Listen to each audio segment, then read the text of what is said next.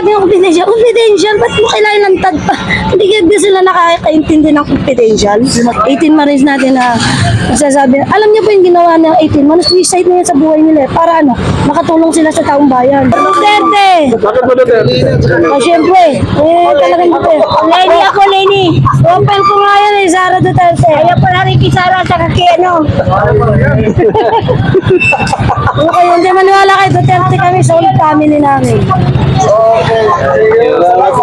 Alam niyo kaya sa Duterte, kasi mga adik sila.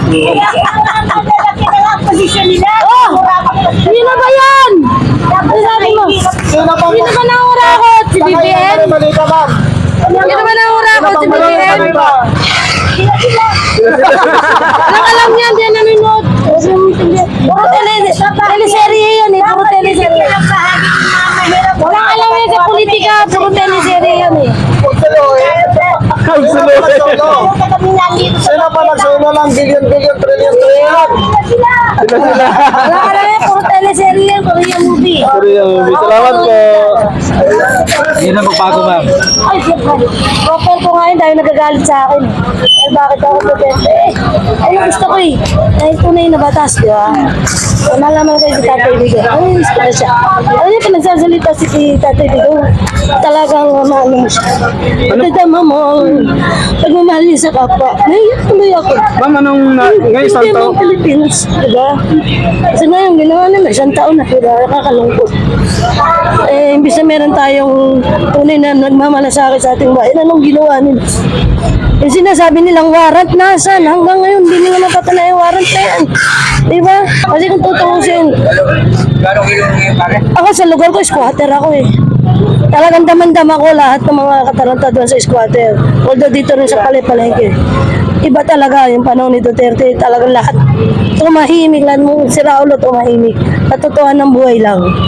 O ngayon, tingnan nyo ang mga krimen. Asa ng human rights? Walang magawa. Daming krimen. Asa na? Bakit para sila nagtatanga-tanga? Hindi nila naintindihan yung mga crime na nangyayari. Bakit? O ngayon, si ano ginagawa pa nilang hero? Eh puta, tanongin nila kung sino talaga yan si ano. Alimutan ko pa ng pangalan demonyo na yan. Ginagawa pang hero ni Ontiveros. Bakit? Tanungin niya ang pagkatao ng mga yan. Pagtanong po, munta siya ron. Magtanong siya sa bawat tao doon. Malalaman niya ang tunay na background ng Kian na yan. Sana po mabalik na si Tatay Digong sa Pilipinas. Eh, mahal niya ang taong bayan, mahal niya ang Pilipinas. Yun lang po. Ma'am, ano po yung ligasiya ni Tatay Digong na naalala niyo po? Marami, napakarami. Napakarami. Tingnan niyo naman ang mga pinagawa ni Tatay Digong ng mga ano na yan, mga kalsada, di ba? Makita nyo naman, di na natin kailangan magyabang. Yung mga korap, yung mga hindi nagbabayad ng tax, kita nyo naman ang bibigat, ang binangga niya. Pero isang salita lang, si Duterte magaling. Salita pa lang, wala pa siyang ginagawa, pero kita nyo, napakatibay yan. Sa salita pa lang yan, nagwa-warning pa lang, pero lahat nagpapalit na. Ganun dapat ang batas natin, hindi yung lingas pugon. Mahirap, tingnan nyo kaming mahirap, ano nangyari. Diba? O yung panahon ni Tatay Digong, kahit pa paano naman. Ay, wala rin na gawa sa buhay namin. Sa totohanan, sa sarili namin, wala naman siya nagawa. Pero sa katotohanan, sa buong lipunan, mas na natin yung mga ginagawa niya.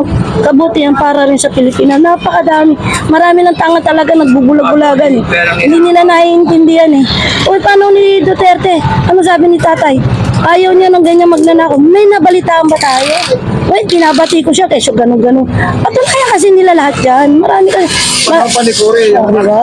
Yung China yan, yung China sinasabi, totoo ng buhay. Ang sabi ni Tatay, hindi natin sila kailangan kalaban. Kundi, pakipagkuntsaban tayo para tayo magkaroon magandang negosyo. Totoo yun, dahil sa totohanan lang. Lahat ng ginagamit natin dyan, may from China. Oh, ibibili nga natin sarili produkto natin ng mahal-mahal eh. Pero tingnan nyo na yung product ng China, mura na. Paggagamit naman natin, matagal din naman. Nasa tao na lang yun, madaling masira, hindi. Kasi ganun lang po talaga. Tataka ako bakit yung iba parang tanga lang. No? Eh, yung reality, sa totoo na tayo. Solid ang Duterte, magaling. Ako 50 na ako eh. Bata pa ako, idol na ng tatay ko yan. Eh, 50 po. Mukhang 16 na kayo. Di ba? Alam ko. Pero sa totoo lang po, bata pa ako, gabay na gabay ko na yan si Duterte. Dahil tatay ko, solid Duterte rin yan. Although mayor pa lang siya nung time na yan. Talagang na susundan na namin ng papa ko yung legacy ng mga Duterte. Nasa Davao pa siya. Lalo na naging presidente. Imagine, tumakbo siya siya, wala siyang tropa dito. Tama sinabi niya, wala akong kakilala rito. Hindi ko sila kilala, wala akong partido. Pero nakita niyo naman, tayo na solid, nanalo. Bakit? Kasi ang tao kasi sa panahon ngayon, utak na tao ngayon eh. Hindi sila basta nagsasalita, kumikilos na lang. Ang problema sa atin, kung kumilos kasi tayo, katulad niya, magrarally-rally. Ang ginagawa sa atin, kinukulong. Ay, paano pa, nasa na natin karapatan? Wala na. Kasi pag nagsalita tayo, baka nga ngayon, nagsalita, marami nagagalit sa akin. Eh, wala akong pakialam magalit sila. Kasi yun talagang reality ko eh. Then, nakikita ko naman ang tunay na pangyayari panahon ng Duterte. O yung pandemic, ano ba nangyari? Di ba nawakan niyo tayo na maayos? Eh, kayong, tingnan niyo yung gasolina, anong may tutulong sa atin ng panahon BBM? Hindi pa nga, wala pa nga nangyayari, may mga pondo pang gasolina, anong ginawa? Tinaasan na nila ng tinaasan. Bakit? Ano nangyayari dyan? Sino nagkakuntsabahan dyan? Kailan taasan agad ang gasolina? Hindi pa nga dapat naubos yung gasolina natin, may pondo pa tayo. Anong ginawa nila? Kung gasolina ka sa iba, sabihin, wala na gasolina, wala yung stock. Pero tutuwanan, ang sabi ni isang gasoline boy, ano sabi niya, bakit kailangan ihinto na ang pag-susupply ng gasolina? Eh, meron pa tayong pondo. Totoo yun. O ngayon, magkano ng gasolina? Ano na ngayon nangyari sa taong bayan? Wala na. Kaya ang akin lang po, sana nga po, manalo si Tita Inday Sara Duterte for President. Hello po. Ma'am, alin po ang mas safe na panahon? Kay Tatay Digong o Ay, kay syempre, BBM Duterte ngayon? talaga. Duterte talaga, sa totohanan. Yung mga adik ko sa amin, dati mga zombie. Ang panahon ni Duterte, puta. Sabi nga ng asawa ko pag lumalabas, dati, ang ganda, ang pangit-pangit niya, mukhang impacta. O yung isa, ang pangit-pangit, nakakatakot yung mukha. Nung panahon ng Duterte, nagmukha na ulit tao. Uy, ang ganda pala niya, ang gwapo pala niya, imagine. At saka talagang doon sa lugar namin na nahimik talaga. Yung crowded na, sugal dito, maingay dito, labas-pasok, sino-sino. Nung panahon ng Duterte, talagang alas 6 pa lang, wala nang tambay. Pati mga bata, kaya punta kayo sa lugar namin. Layo pa lang, sabi ka na eh. Oy, dito ka sa amin ganun. Secret na lang po. Ganun na ngayon kalupit. Magsasalubungan, pati mga bata nagiging nagiging partnership na nila sa trabaho nila. Na, dito ka sa amin kwenta pwesto. Imagine. Pero ang daming polis, nagbubulag-bulagan. Bakit ganun? Bakit? Tapos sasabihin nila, masama ang Duterte. Bakit? Ay, alam naman nagiging masama ang Duterte. And then, involved kayo sa drugs eh. Involved kayo sa crime. Eh, bakit naman dami-dami tao, di ba? Hindi naman tayo lahat naapektuhan ng puro patayan na yun. Dahil hindi tayo involved doon. Ay, involved ka lang naman dyan. Pagka, yan, may ginawa kang hindi maganda. Lalo na kung about the drugs ang pinag-uusapan natin. Kasi, barangay mismo alam na nila kung sino talagang pusher dyan eh. So, pinaano yun sa tukon ng time na yun kasi alam na yun eh, tinitimbre, ito si ganito, ito si kanon.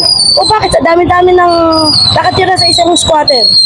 Pinipili lang naman doon kung sino involved sa drugs eh. Hindi naman lahat ni raid. Di ba po? Kaya, ang masasabi ko, kaya lang sila nai-involve dyan, nagkakaroon sila ng problema kasi may crime silang dinagawa. Ba mapanatakot yung nakaupo, lulong sa drugs. Eh, yun nga po, kita nyo naman. Eh, wala nga po eh. Pinipilit nila, hindi. Pag ikaw adik ka, alam mo na.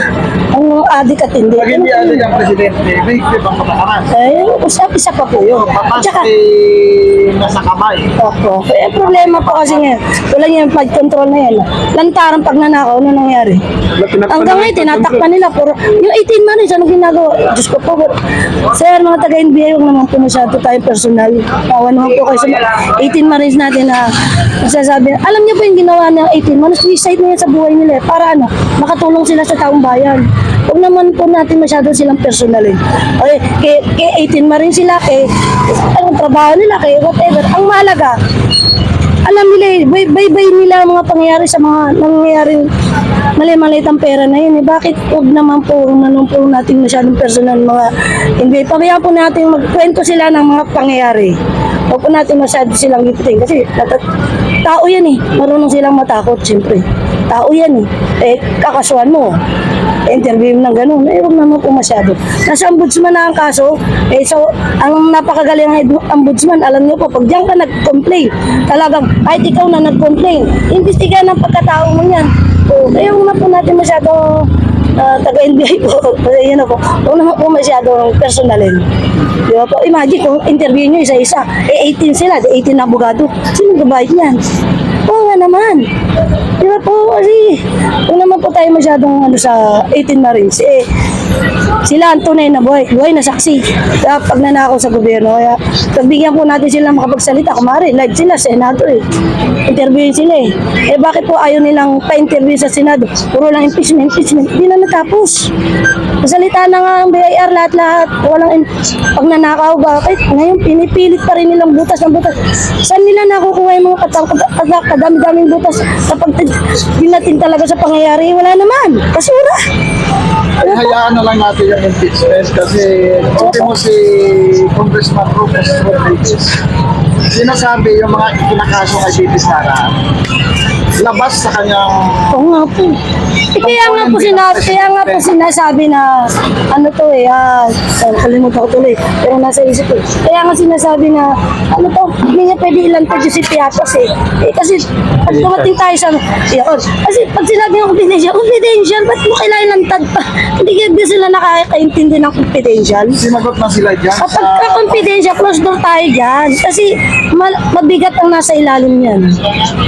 Gobyerno pa rin ang nasa ilalim ng ano na yan, confidential na yan. sabi ni Bibi Sara, pag linangtag si Piatos, balibis ka rin Yes. yung yes, operation ng national security. Opo. Yun ang iniingatan niya. Kaya kung maaari nga confidential, huwag na natin ilantad sa news kung sino ba yung Piatos. Confidential is confidential, closed door yan. Diba? Pero bakit parang gusto nila i-vulgar pa? Para ano, yung tao, sobrang mapahamak naman, wag naman. Sa mga kongresista ma'am na pinipilit na ilabas kung sino si Mergis Piatos, ano masabi niyo? Eh, confidential nga po eh. Magkakaalaman din yan sa uli. Magkakaalaman din yan. Ma'am, ano pong masabi niyo, di ba sabi ni John B. Grimulya daw eh, mas safe na raw ang Pilipinas ngayon. Sir, gising. Yan po. Sige, salamat po. Salamat. Isa na lang ma'am, mensahe mo na lang kaya VP Inday Sara Duterte. Ano po, up po tayo, kailangan malakaw po tayo. Yan ay Tita Inday Sara Duterte for President. Ma'am, ito na lang, panguli. Kanina kasi nakita kita naging emotional nung nabanggit ko si Tatay Digong. Ngayon po, kung sakali po makakarap po ngayon si Tatay Digong, ano pong gusto niyo sabihin sa Sabihin ko sa kanya, mahal na mahal siya ng taong bayan. Bumalik na siya rito sa Pilipinas. Yan po. Mag-ingat siya palagi. Salamat ma'am.